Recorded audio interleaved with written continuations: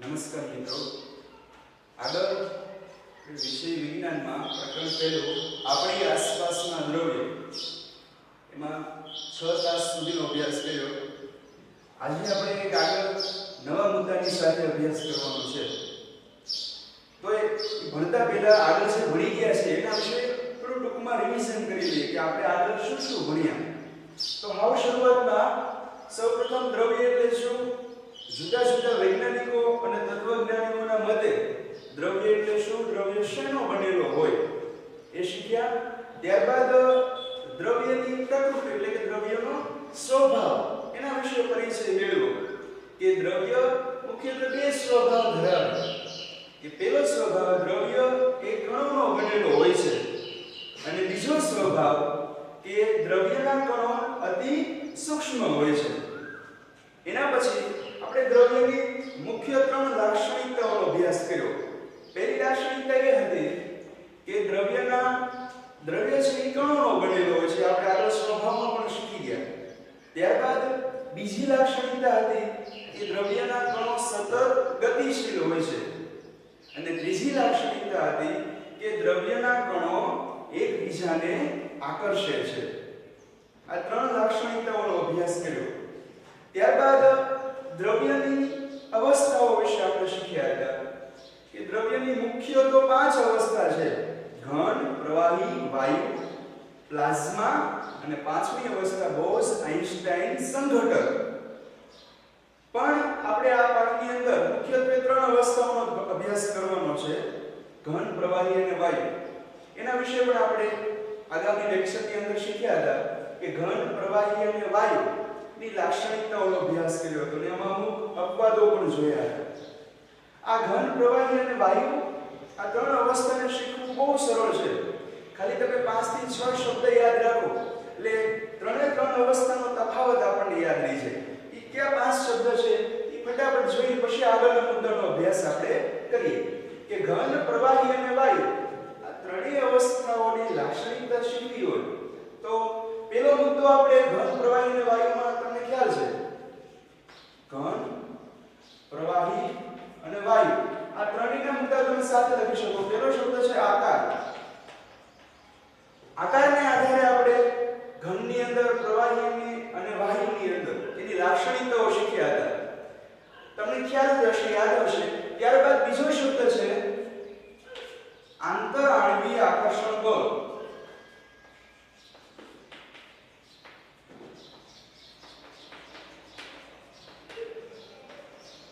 આંતરઆણ્વીય આકર્ષણ બળ એટલે કણ વચ્ચેની જગ્યા કેટલા બળથી એકબીજા સાથે જોડાયેલા હોય એને આધારે તમે બીજો મુદ્દો છે ઘન, પ્રવાહી અને વાયુ ત્રણેયની અંદર લખી શકો. ત્યારબાદ બીજો શબ્દ છે સંકોચનીયતા અથવા તો આપણે દબનીયતા કીધું કે સંકોચનને આધારે ઘન, પ્રવાહી અને વાયુ ત્રણેયનો મુદ્દો આપણે લખી શકીએ એટલે કે તફાવતની રીતે આપણે યાદ રાખી શકીએ સરળતાથી. ચોથો મુદ્દો હતો ઘનતાને આધારે. ઘનતાના આધારે ત્રણેયનો તફાવત, ત્રણેયમાં આપણે એની લાક્ષણિકતાઓ નોંધી શકીએ. પાંચમો શબ્દ હતો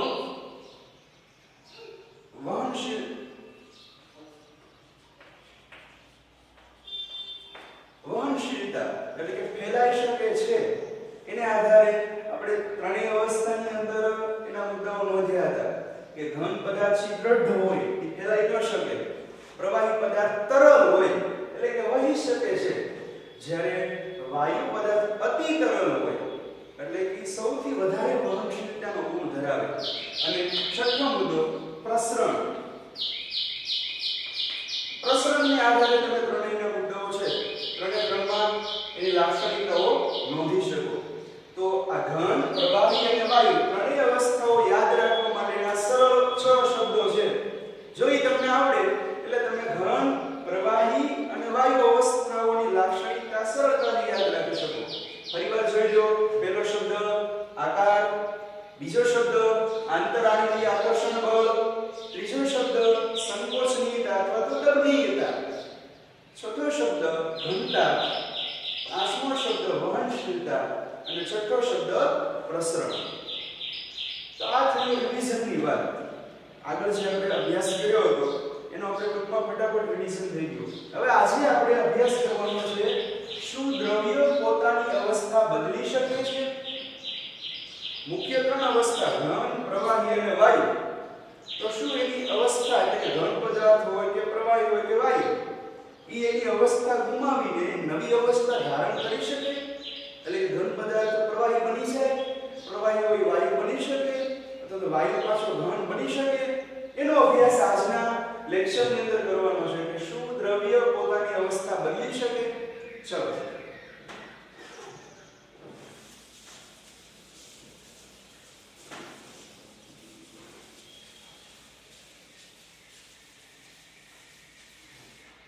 તો આ દ્રવ્યની અવસ્થા બદલવી હોય તો શું કરવું પડે?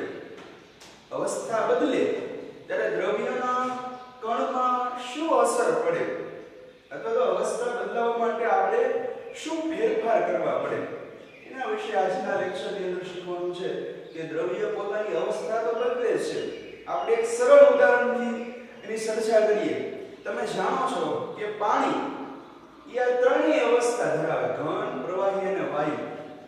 પાણી ત્રણેય અવસ્થા ધરાવે છે. ફરીવાર ઘન, પ્રવાહી અને વાયુ. આપણે જોઈએ કે ઘન સ્વરૂપે પાણી હોય તેનું સ્વરૂપ કેવું હોય તો તમને ખ્યાલ છે ને આપણે બરફ કહીએ છીએ કે બરફ એ પાણીનું ઘન સ્વરૂપ છે. ત્યારબાદ પ્રવાહી સ્વરૂપ, તો પ્રવાહી સ્વરૂપમાં પાણી પોતે એ કેવા સ્વરૂપે રહેલું હોય છે? પ્રવાહી સ્વરૂપે. અને વાયુ સ્વરૂપે તો કે પાણીની બાષ્પ અથવા તો એને આપણે કહીએ છીએ વરાળ. તો અહીં જોયું કે પાણી આ ત્રણેય અવસ્થા ધરાવે છે, ઘન, પ્રવાહી અને વાયુ અવસ્થા. તો આવી જ રીતે ઘણા બધા બીજા એવા પદાર્થો હોય કે પોતાની અવસ્થા ગુમાવીને કંઈક નવી અવસ્થા ધારણ કરતા હોય. એ માટે આપણે કંઈક ફેરફાર કરવો પડે, બરાબર? તો એવો પહેલો ફેરફાર છે આપણા આગળનો મુદ્દો ભણવાના છીએ. એ પહેલો ફેરફાર કે તાપમાનના ફેરફારની અસર.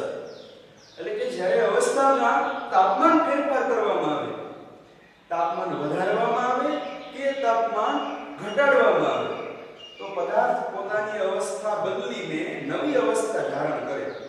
ચાલો આપણે એક પ્રવૃત્તિની મદદથી શીખીએ. આજનો જે લેક્ચર છે આપણે પાઠ્યપુસ્તકના પેજ નંબર 6 અને 7 એના ઉપર પાઠ્યપુસ્તકમાં આપેલો છે. તો તમે સાથે એમાં જોઈ શકો તો એમાં પ્રવૃત્તિ આપેલી છે તાપમાનના ફેરફારની અસર. બહુ સરળ પ્રવૃત્તિ છે. તો શું કરવાનું?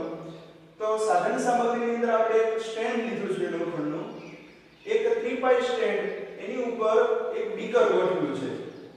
બીકરની અંદર તમારા બરફના ટુકડાઓ લેવાના છે અને એની વચ્ચે જે પ્રયોગશાળામાં થર્મોમીટરનો ઉપયોગ કરીએ એ થર્મોમીટર ને બરફના ટુકડાઓ વચ્ચે ગોઠવવાનું છે. પણ થર્મોમીટરનો જે બલ્બ છે, થર્મોમીટરનો બલ્બ કોને કહેવાય? તો જે થર્મોમીટર જ્યારે મૂળ સ્થિતિમાં હોય, પ્રારંભિક સ્થિતિએ, જ્યારે એનો પારો છે, પ્રવાહી ભરેલો પારો, એ હાવ તળિયે રહેલો હોય છે, બરાબર? તો એ જે પારો ભરેલો છે ભાગ એને થર્મોમીટરનો બલ્બ કહેવાય. તો એ બરફના ટુકડાઓના સંપર્કમાં રહે એ રીતે અંદર ગોઠવવાનો છે અને એક કાચનો સળિયો છે પાત્રની અંદર મૂક્યો છે. હવે શું કરવાનું પ્રવૃત્તિમાં? તો ધીમે ધીમે બર્નર વડે અથવા તો મીણબત્તી વડે તમારા બીકરમાં રહેલા બરફને ગરમ કરવાનો છે. તમે અભ્યાસ કરશો કે શરૂઆતમાં ધીમે ધીમે બરફ પીગળવાની શરૂઆત કરશે. ત્યારે તમારે શું કરવાનું? આ થર્મોમીટર છે એમાં તાપમાન તમારે નોંધી લેવાનું છે કે બરફ પીગળવાની શરૂઆત કરી તો તાપમાન કેટલું છે. તમને ખ્યાલ છે કે શરૂઆતમાં બરફ કેટલા તાપમાને બરફ બને, પાણીનું કયા તાપમાને સ્વરૂપ બરફ બને. તો જ્યાં સુધી બરફ છે ત્યાં સુધી શરૂઆતમાં તમે જોશો કે તાપમાન 0°C તાપમાન દેખાડશે. ત્યારબાદ હજી તમે એમને ગરમ કરતા જાઓ, છેલ્લે જ્યાં સુધી બરફ છે ત્યાં સુધી તમારે પાત્રને ગરમ કરવાનું છે. જેવો સંપૂર્ણ બરફ પીગળી જાય એટલે તરત જ તમારે ફરીવાર થર્મોમીટરનો અંક છે નોંધી લેવાનો કે તાપમાન કેટલું બતાવે છે. તો ફરીવાર અવલોકન કરશો, પ્રાયોગિક રીતે અવલોકન કરીએ તો ખ્યાલ પડશે કે જ્યારે બરફ સંપૂર્ણ પીગળી ગયો એ જ સમયે આપણે થર્મોમીટરનું અવલોકન કરશું તો ત્યારે પણ તાપમાન 0 ડિગ્રી અંશ સેલ્સિયસ રહેશે. ત્યારબાદ ધીમે ધીમે ગરમ કરતા જશું તો પછી તાપમાન વધશે. પણ જ્યારે બરફ પીગળવાની શરૂઆત કરી અને સંપૂર્ણ બરફ પીગળી ગયો, આ તમામ સમય દરમિયાન તાપમાન 0 અંશ સેલ્સિયસ જેટલું જ રહે છે, એટલે કે તાપમાન અચળ રહે છે. તો અહીંયા શું થયું ભાઈ કે જે બરફ ઘન સ્વરૂપે હતો એની અવસ્થા બદલી ગઈ અને કેવી અવસ્થામાં આવી ગયો? પ્રવાહી અવસ્થામાં. જે ઘન સ્વરૂપે બરફ રહેલો હતો એ હવે પ્રવાહી સ્વરૂપમાં ફેરવાઈ જાય છે. તો આવું કેમ થયું? આપણે તો જોયું કે તાપમાન આપવાથી બરફ પીગળીને પ્રવાહી થઈ ગયો, પણ એ બરફની અંદર એવી કઈ પ્રક્રિયા થઈ કે જેને લીધે બરફ પોતાની ઘન અવસ્થા છોડીને પ્રવાહી અવસ્થામાં ફેરવાઈ ગયો? તો પ્રશ્ન ટૂંકો પૂછાય કે ઘન અવસ્થામાંથી પ્રવાહી અવસ્થા કઈ રીતે ફેરવાય છે, એટલે કે ઘન અવસ્થામાં રહેલો પદાર્થ પ્રવાહી અવસ્થામાં કઈ રીતે ફેરવાય છે? તો આપણે અહીં જોયું અને જવાબ આ રીતે આપી શકાય કે જ્યારે ઘન પદાર્થને તાપમાન આપવામાં આવે છે ત્યારે ઘન પદાર્થના જે કણ હોય, દ્રવ્યના નાના નાના કણો ઘણા બધા હોય, એને ગતિ ઊર્જા મળે છે. આગળના તાસમાં આપણે શીખી ગયા કે તાપમાન આપતા પદાર્થના કણની ગતિ ઊર્જામાં વધારો થાય. એટલે જેવું તમે તાપમાન આપો છો એટલે બરફના કણમાં ગતિ ઊર્જા આવે. એટલે જે બરફની અંદર કણ વચ્ચે જે આકર્ષણ બળ હોય, એકબીજા સાથે નજીક કણ જોડાયેલા હોય, એનું આકર્ષણ બળ નબળું પડે એટલે દ્રવ્યના કણ એક એવી અવસ્થા આવે, એટલું તાપમાન વધારવામાં આવે એટલે એક સમય એવો આવે કે આકર્ષણ બળ નબળું પડી જાય. એટલે જે કણ સાથે જોડાયેલા હોય એ આકર્ષણ બળ તોડીને કણ દૂર જતો રહે, છૂટો પડી જાય. એટલે કણ નજીક હતા એ છૂટા પડી ગયા એટલે દ્રવ્યની અવસ્થા બદલી જાય છે, જેને આપણે પ્રવાહી અવસ્થા કહીએ છીએ. તો આપણે શીખ્યા કે ઘન અવસ્થામાંથી કઈ રીતે પ્રવાહી અવસ્થામાં ફેરફાર થાય. બરાબર? અહીં બરફ છે એ પાણી સ્વરૂપમાં ફેરવાય. તો અહીં આપણે કંઈક તાપમાન આપ્યું જેને લીધે બરફ પીગળ્યો અને પ્રવાહી અવસ્થામાં રૂપાંતર થયું. આ ક્રિયાને, ઘનનું પ્રવાહીમાં રૂપાંતર થવાની ક્રિયાને ગલન કહેવાય. અને જે તાપમાને પ્રવાહી પીગળવા લાગે તે તાપમાનને, તે પ્રવાહીનું ગલન બિંદુ કહેવાય. એટલે એક વ્યાખ્યા આપણે નોંધીએ અને પરીક્ષામાં પૂછાય છે, ગલન બિંદુ એટલે શું?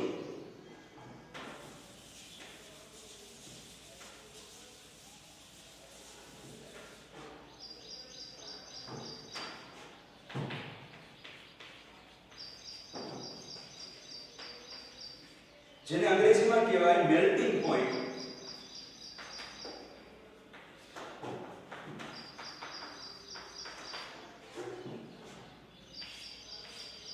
તો ગલન બિંદુની વ્યાખ્યા પહેલા શું બોલ્યો કે જે તાપમાને વાતાવરણીય દબાણ હેઠળ, વાતાવરણીય દબાણ વિશે આપણે આગળ અભ્યાસ આજ લેક્ચરની અંદર આગળ અગાઉ કરશું કે જે તાપમાને વાતાવરણીય દબાણ હેઠળ ઘન પદાર્થ પીગળીને પ્રવાહી સ્વરૂપમાં રૂપાંતરિત થાય છે તે તાપમાનને તે પદાર્થનું, તે ઘન પદાર્થનું ગલન બિંદુ કહે છે. અહીં વ્યાખ્યા નોંધું છું, સાથે સાથે પોતાની બુકમાં તમે વ્યાખ્યા નોંધી લેજો.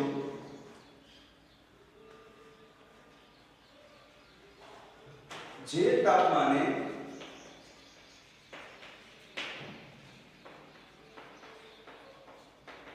વાતાવરણીય દબાણ હેઠળ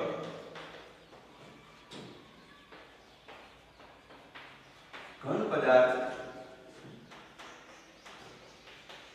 પીગળીને પ્રવાહી સ્વરૂપમાં રૂપાંતરિત થાય છે તે તાપમાનને, તે પ્રવાહીનું ગલન બિંદુ કહે છે.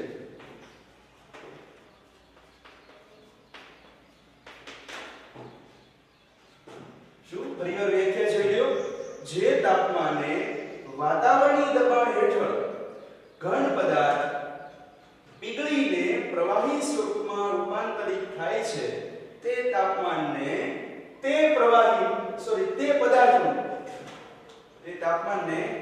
પદાર્થનું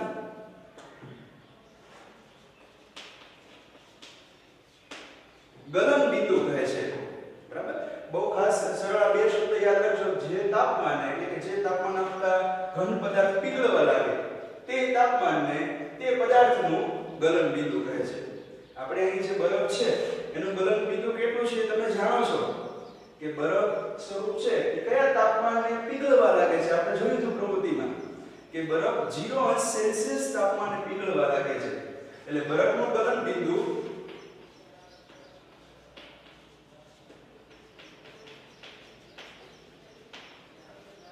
કેટલું છે 0°C.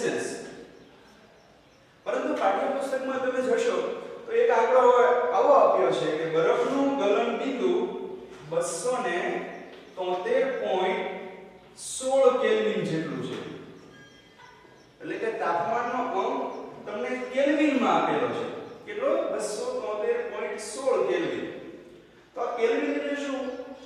તો આ કેલ્વિન છે એ તાપમાનનો SI એકમ છે. આંતરરાષ્ટ્રીય સંસ્થા દ્વારા માન્ય કરેલ તાપમાનનો એકમ. બરાબર. કેલ્વિન. નોંધ લે કે તાપમાનનો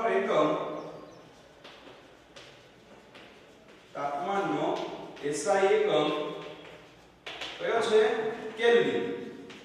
અને એને K સંજ્ઞા વડે દર્શાવવામાં આવે છે. કેપિટલ K સંજ્ઞા વડે. ખાસ પરીક્ષાની અંદર એક ગુણની અંદર ટૂંકા પ્રશ્નો આજના તાસમાંથી ઘણા બધા પૂછાશે. એટલે ખાસ ટૂંકા પ્રશ્નોને સમજજો. એક તો ગલન બિંદુની વ્યાખ્યા, ત્યારબાદ બરફનું ગલન બિંદુ કેટલું? તો અંશ સેલ્સિયસમાં માપ આપ્યું હોય તો 0°C અથવા કેલ્વિનમાં માપ આપ્યું હોય તો 273.16 કેલ્વિન.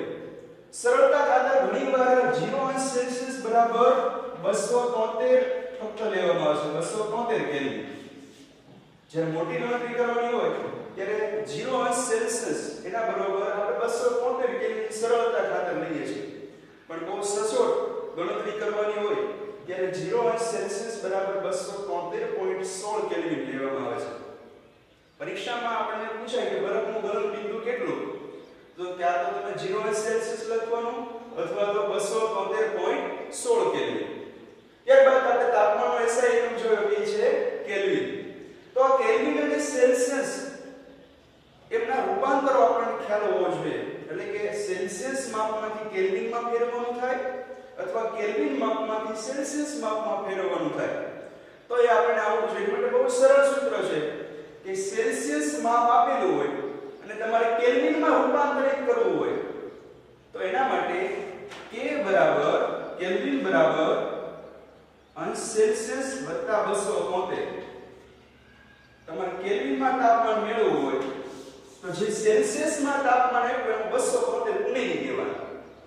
એટલે તમને કેલ્વિનનું સેલ્સિયસ તાપમાનનું કેલ્વિનમાં રૂપાંતર મળી જાય. અહીંયા તમે જુઓ, અહીંયા 0°C મૂકો સેલ્સિયસ બરાબર. એમાં તમે 273 ઉમેરો તો કેટલા થશે? 273. એટલે 0 માં 273 ઉમેર્યા એટલે 273 મળ્યા. એ 0°C નું શેમાં રૂપાંતર થઈ ગયું? કેલ્વિનમાં. આ જ રીતે એક અન્ય ઉદાહરણ જોઈએ કે 100°C હોય 100°C તો એને કેલ્વિનમાં કેટલા થાય? તમે જવાબ આપી શકશો. 100°C ને કેલ્વિનમાં ફેરવીએ તો કેટલા કેલ્વિન થાય? તો શું કરવાનું? આ સૂત્રની અંદર સેલ્સિયસની જગ્યાએ 100 મૂકી દેવાના અને એની અંદર તમે 273 ઉમેરો એટલે કેલ્વિનમાં રૂપાંતર થઈ જાય. એટલે કે સેલ્સિયસની જગ્યાએ કેટલા મૂકવાના? 100 273 એટલે જવાબ આવે 373 કેલ્વિન. તો આ સેલ્સિયસમાંથી કેલ્વિનમાં રૂપાંતર થઈ ગયું કે 100°C બરાબર 373 કેલ્વિન થાય. એ જ રીતે હજી એક અન્ય ઉદાહરણ જોઈએ કે 25°C હોય એને કેલ્વિનમાં ફેરવો. ચાલો તમને ખ્યાલ છે 25°C. તો આ સૂત્રની અંદર સેલ્સિયસની જગ્યાએ તમે 25 મૂકો તો 25 + 273 એટલે કેલ્વિનમાં કેટલું થશે?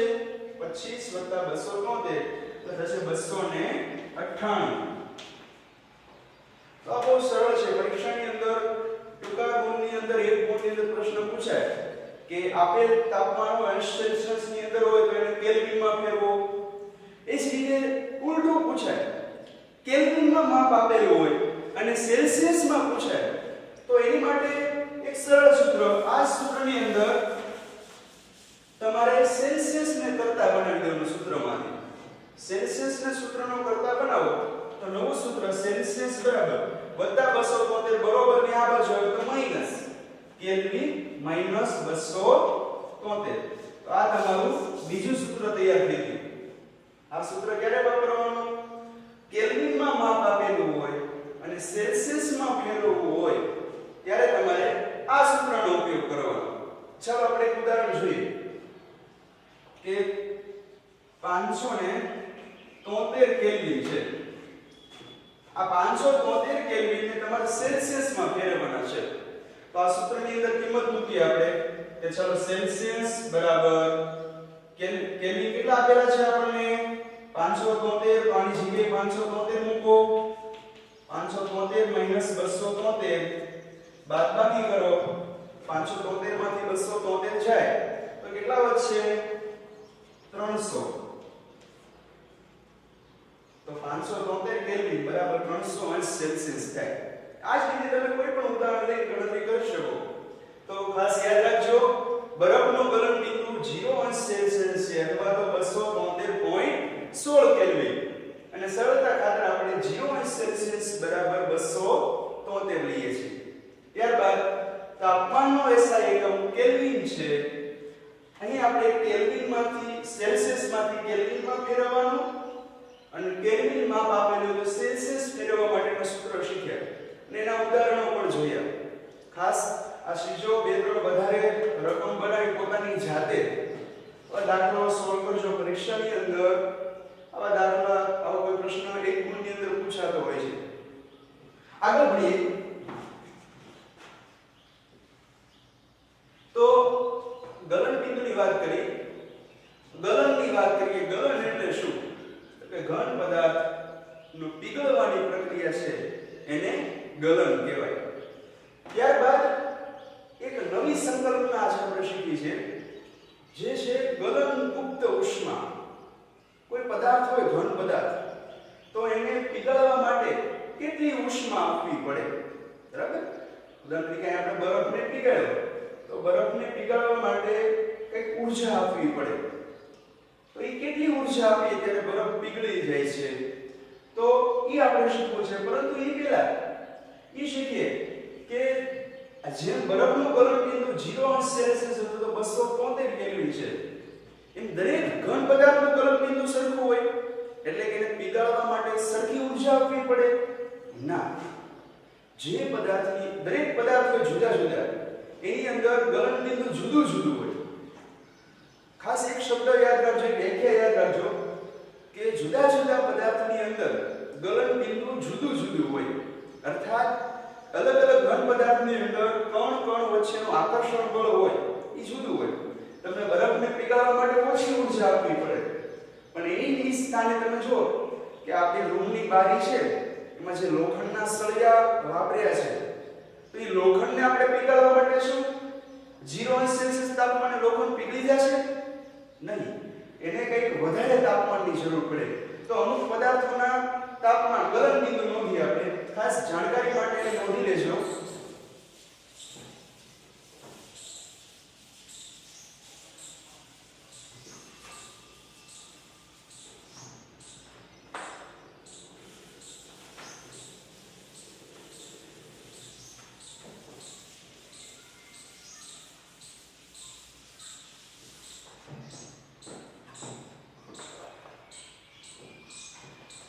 અમુક ધાતુઓના ગલનબિંદુ નોંધીએ. એલ્યુમિનિયમનું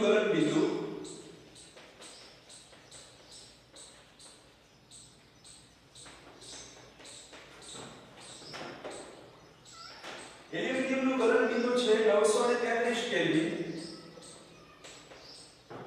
આ બરફનું ગલનબિંદુ આપણે જોયું તો 273.16 કેલ્વિન હતું. એલ્યુમિનિયમમાં જો તમે એનું ગલનબિંદુ કેટલું છે 933 કેલ્વિન એટલે ખૂબ વધારે તાપમાન આપો ત્યારે એલ્યુમિનિયમ ધાતુ પીગળવાની શરૂઆત કરે એ જ રીતે બીજી બે ધાતુઓના ગલનબિંદુ જોઈએ ચાંદી અને સોનું ચાંદીનું ગલનબિંદુ 1236 કેલ્વિન છે કેટલું 1236 કેલ્વિન એટલે એ તાપમાન પણ ખૂબ વધારે છે એ જ રીતે સોનું જેનું ગલનબિંદુ પણ ખૂબ વધારે છે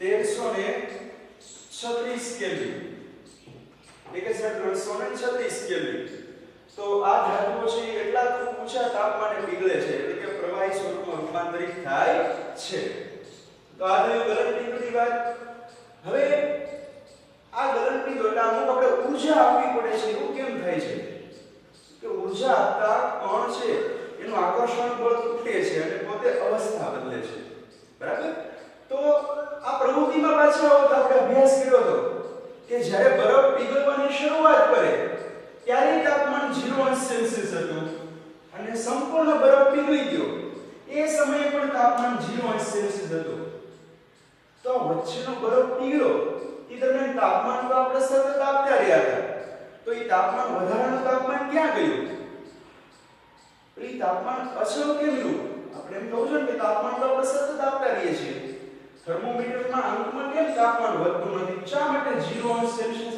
તાપમાન દેખાડે છે તો જ્યારે આપણે આ ઘન પદાર્થ બરફને જ્યારે ઉષ્મા આપીએ છીએ ત્યારે એમાં રહેલા ઘટક કણો ઈ પોતાની અવસ્થા બદલવામાં ઈ વધારાની ઉષ્માને શોષી લે છે એટલે કે ઘટક કણ હોય ને બરફના કણ એની અંદર કંઈક ગુપ્ત ઉષ્મા રહેલી હોય છુપાયેલી ઉષ્મા ઈ ઊર્જા હોય છે જે આ વધારાની ઉષ્મા આપીએ છીએ અને શોષી લે પરિવાર બરફના ઘટક કણોમાં એક ઊર્જા સમાયેલી હોય ઈ જે આપણે ઊર્જા આપીએ છીએ ઉષ્મા આપીએ ત્યારે ઉષ્માને કણ શોષી લે છે પોતાની અવસ્થા બદલાવવા જેને આપણે ગુપ્ત ઉષ્મા કહીએ તો આ ઘન પદાર્થને પીગળવા માટે કેટલી ઉષ્મા આપીએ તો એ પીગળી જાય ઉદાહરણ તરીકે કોઈ પદાર્થ બરફ છે તો બરફ જે તાપમાને પીગળી જાય એ માટે કેટલી ઉષ્મા આપવી પડે એ જેટલી ઉષ્મા આપવી પડે તે ઉષ્માને ઈ બરફની ગલનગુપ્ત ઉષ્મા કહેવાય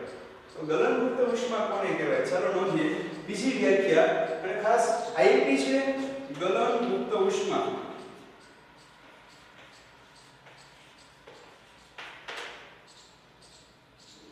તો ગલનગુપ્ત ઉષ્મા કોને કહેવાય ખાસ એની વ્યાખ્યા યાદ રાખજો શબ્દ ઉપર ધ્યાન આપજો કે જે તાપમાને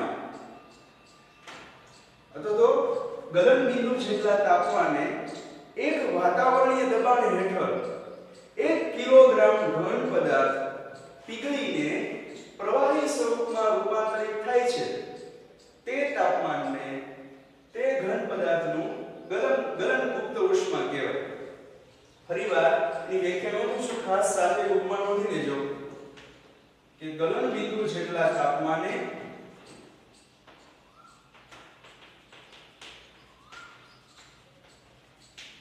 એક વાતાવરણીય દબાણ હેઠળ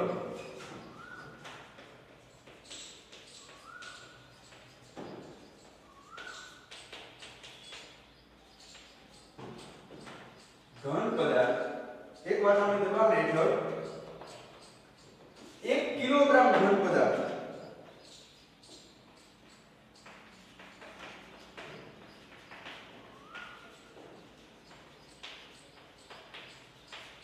પીગળીને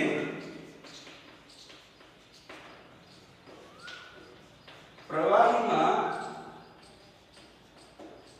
રૂપાંતરિત થાય છે તે તાપમાનને ગલનગુપ્ત અથવા તે તાપમાનને અથવા તે જરૂરી ઉષ્માને થાય છે તે જરૂરી ઉષ્માને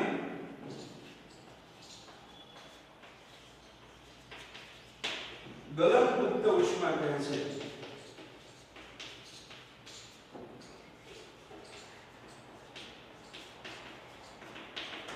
તો આ વ્યાખ્યા થઈ ગલનગુપ્ત ઉષ્મા કે ગલનબિંદુ જેટલા તાપમાને આપણે બરફને પીગળવો છે તો બરફના ગલનબિંદુ જેટલા તાપમાને એક વાતાવરણીય દબાણ આપણે આગળ શીખશું. દબાણ વાતાવરણમાં છે દબાણ રહેલું હોય વાયુનું. એ દબાણ હેઠળ 1 કિલોગ્રામ ઘન પદાર્થ હોય એને પીગાળવા માટે એટલે કે એને પીગાળીને પ્રવાહીમાં રૂપાંતરિત કરવા માટે જરૂરી ઉષ્મા ઊર્જાને ગલનયુક્ત ઉષ્મા કહે છે. આ બરફની ગલનયુક્ત ઉષ્માનું એક માપ છે. એ જૂના પુસ્તકની અંદર આપેલો હતો. ખાસ આપણે પૂછાઈ શકે પરીક્ષા માટે નોંધી લઈએ કે બરફની ગલનયુક્ત ઉષ્મા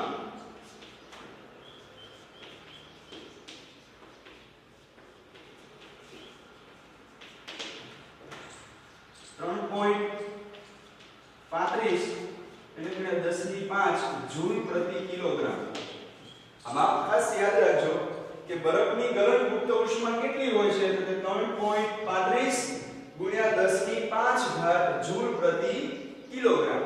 આનો અર્થ શું થાય કે 1 કિલોગ્રામ જેટલો બરફ હોય 1 કિલોગ્રામ જેટલો બરફ ઈ બરફને પ્રવાહીમાં રૂપાંતરિત કરવા માટે 3.35 ગુણ્યા 10⁵ જૂલ જેટલી ઊર્જા આપવી પડે. એટલી ઊર્જા 3.35 ગુણ્યા 10⁵ જૂલ જેટલી ઊર્જા તમે આપો ત્યારે 1 કિલોગ્રામ બરફ છે પીગળી શકે.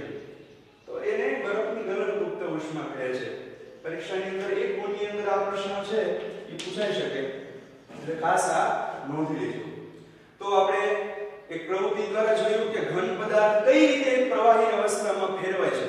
ત્યારબાદ હવે આ પ્રવૃત્તિમાં આ જે બરફ છે એની જગ્યાએ તમે કોઈ પ્રવાહી ભરી લો, પાણી ભરી લો.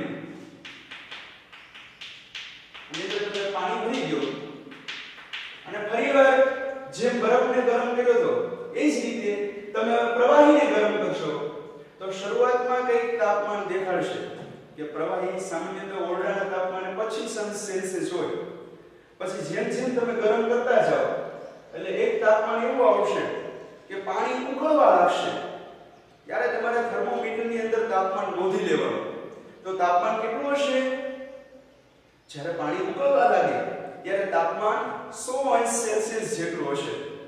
અને જ્યારે એ ઉકળીને વરાળમાં રૂપાંતર થવા લાગે, સંપૂર્ણ વરાળ બની જાય ત્યારે પણ થર્મોમીટરનું તાપમાન કેટલું માપ બતાવશે? કેટલું માપ દેખાડશે?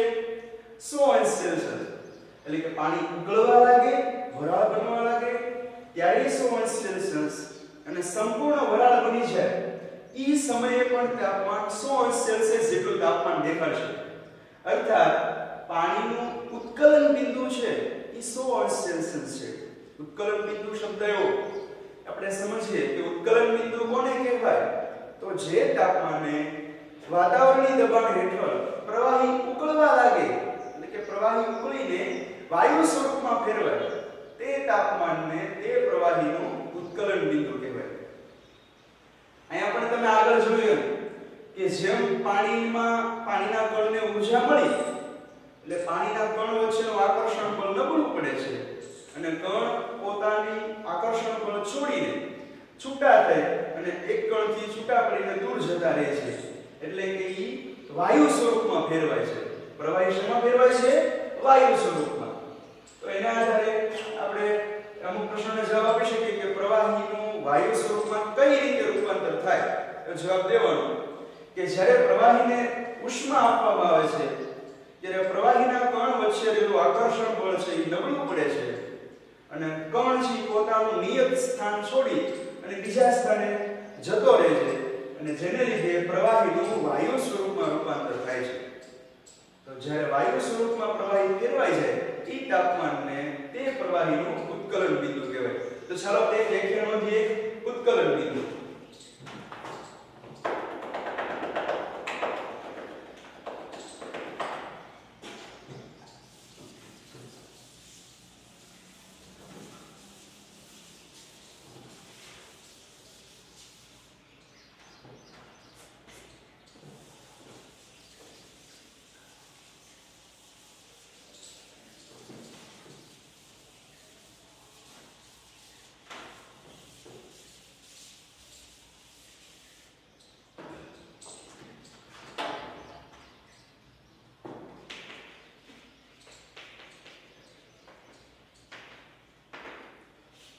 જેને અંગ્રેજીમાં કહેવાય બોઇલિંગ પોઈન્ટ.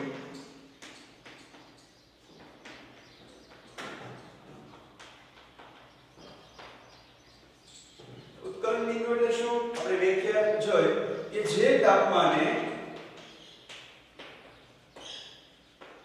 વાતાવરણીય દબાણ હેઠળ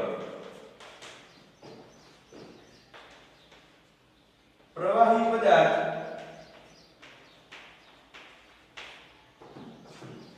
ઉકળીને વાયુ સ્વરૂપમાં ફેરવાય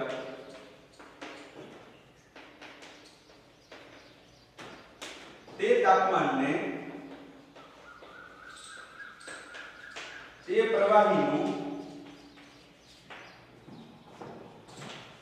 ઉત્કલન બિંદુ કહે છે.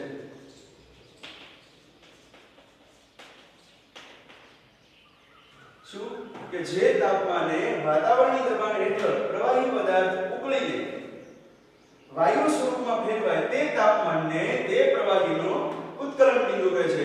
ખાસ આપણે પાણી લીધું પ્રયોગ તરીકે તો કે પાણીનું ઉત્કલન બિંદુ કેટલું છે? તો કે ભાઈ 100 અંશ સેલ્સિયસ. 100 અંશ સેલ્સિયસ તાપમાને પાણી છે એ ઉકળવા લાગે છે. અને એ જ રીતે કેલ્વિનમાં પૂછે તો તમને ખ્યાલ છે કેલ્વિનમાં સેલ્સિયસ કેલ્વિનમાં ફેરવવા માટે શું કરવું પડે?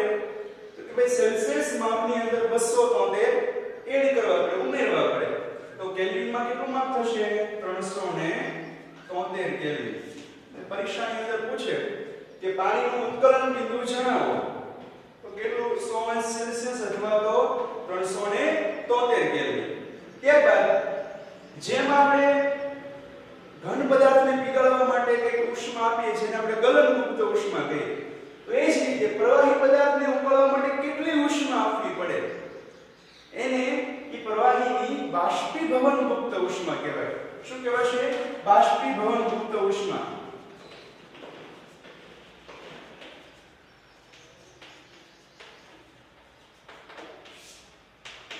તો જેમ તમે ગલનમુક્ત ઉષ્માની વ્યાખ્યા લખી એ જ રીતે હવે તમે બાષ્પીભવન મુક્ત ઉષ્માની વ્યાખ્યા સરળતાથી આપી શકો. ગલનમુક્ત ઉષ્માની વ્યાખ્યા શું હતી? કે ગલન બિંદુ જેટલા તાપમાને એક વાતાવરણીય દબાણ હેઠળ 1 કિલોગ્રામ ઘન પદાર્થને પ્રવાહી સ્વરૂપમાં ફેરવવા માટે આપવી પડતી જરૂરી ઉષ્મા ઊર્જાને ગલનમુક્ત ઉષ્મા કહેવાય. તો બાષ્પીભવન મુક્ત ઉષ્મામાં પણ એવું જ છે, પણ એમાં શબ્દ ફરી જાય. ઘન પદાર્થમાં ગલન બિંદુ હતું, આમાં શું થશે કે ઉત્કલન બિંદુ જેટલા તાપમાને પ્રવાહીનું ઉત્કલન બિંદુ હોય એટલે ઉત્કલન બિંદુ જેટલા તાપમાને એક વાતાવરણીય દબાણ હેઠળ 1 કિલોગ્રામ પ્રવાહીને ઉકાળવા માટે અથવા તો વાયુ સ્વરૂપમાં ફેરવવા માટે આપવી પડતી જરૂરી ઉષ્મા ઊર્જાને બાષ્પીભવન મુક્ત ઉષ્મા કહે છે. એની વ્યાખ્યા તમે પુસ્તકની અંદર વ્યવસ્થિત રીતે લખી શકશો. ફરીવાર હું એકવાર બોલું છું, તમે લખી શકો કે ઉત્કલન બિંદુ જેટલા તાપમાને એક વાતાવરણીય દબાણ હેઠળ 1 કિલોગ્રામ પ્રવાહીને વાયુ સ્વરૂપમાં ફેરવવા માટે આપવી પડતી જરૂરી ઉષ્મા ઊર્જાને બાષ્પીભવન મુક્ત ઉષ્મા કહે છે. તો આપણે જોયું કે તાપમાનમાં ફેરફાર કરવાથી ઘન પદાર્થ પ્રવાહીમાં ફેરવાય છે અને પ્રવાહી પદાર્થ વાયુ પદાર્થમાં ફેરવાય છે. અને એ જ રીતે જો વાયુને ઠારવામાં આવે તો ઠરીને વાયુ પાછો પ્રવાહીમાં ફેરવાય અને પ્રવાહી પાછો ઠરીને ઘનમાં ફેરવાઈ શકે. એવા ઉદાહરણો તમે જોઈ શકો છો. આપણે વરાળ છે એ વરાળ ઠરે છે એટલે એનું પ્રવાહી સ્વરૂપ બને છે ઘનીકરણ થઈને વાદળની અંદર, અને વરસાદ પડે એ પાણી પાછું આપણે વધારે ઠારીએ તો પાછું ઘન સ્વરૂપ બરફ સ્વરૂપમાં આવી જાય છે. એટલે તાપમાનમાં ફેરફાર કરતા કઈ રીતે અવસ્થા બદલાય એનો એક ટૂંકો ડાયાગ્રામ ચાર્ટ આ દોરું છું કે ઘન પદાર્થ હોય એને તમે તાપમાન આપો, શું આપો? ઉષ્મા એટલે કે તાપમાન આપો તો એ શેમાં ફેરવાય? પ્રવાહીમાં ફેરવાય છે. એ જ પ્રવાહીને વધારે તમે ઉષ્મા આપો તો એ વાયુ પદાર્થમાં ફેરવાય છે. હવે કોઈ વાયુ છે વરાળ, એને તમે ઠારો, ઠારણ થાય, બરાબર, ઠંડુ કરો, વાયુને તમે ઠંડુ કરો તો વાયુ શેમાં ફેરવાશે? પ્રવાહીમાં. એ પ્રવાહીને વધારે ઠંડુ કરો એટલે કે એનું ઠારણ કરો તો પાછું શેમાં ફેરવાશે? ઈ ઘન પદાર્થમાં ફેરવાશે. એટલે કે તાપમાનમાં વધારો કે ઘટાડો કરતા ઘન પ્રવાહી અને વાયુ એની અવસ્થામાં ફેરફાર થાય છે. હજી આગળની ક્લાસની અંદર આપણે દબાણમાં ફેરફાર કરવાથી અવસ્થા કઈ રીતે બદલે છે એનો અભ્યાસ કરશું. ખાસ આજના ક્લાસમાં યાદ રાખજો શું શીખ્યા કે દ્રવ્યની અવસ્થા બદલી શકે છે તો કે હા. તો એમાં કઈ રીતે બદલે? તો એક આપણે જોયું કે તાપમાનમાં ફેરફાર કરવાથી તાપમાનમાં વધારો કે ઘટાડો કરતા અવસ્થાઓમાં બદલાવ આવે છે. 2 3 4 વ્યાખ્યા જોઈ. ગલન બિંદુ, ગલન ગુપ્ત ઉષ્મા, ઉત્કલન બિંદુ અને બાષ્પીભવન ગુપ્ત ઉષ્મા અને અમુક એના માપ જોયા. બરફનું ગલન બિંદુ, પાણીનું ઉત્કલન બિંદુ, ગલન ગુપ્ત ઉષ્મા. ખાસ યાદ રાખજો, એની સરસ નોંધ કરજો. આજના ક્લાસમાં આટલું રાખીએ છીએ. આગળ ફરી મળશું. અસ્તુ. જય હિન્દ.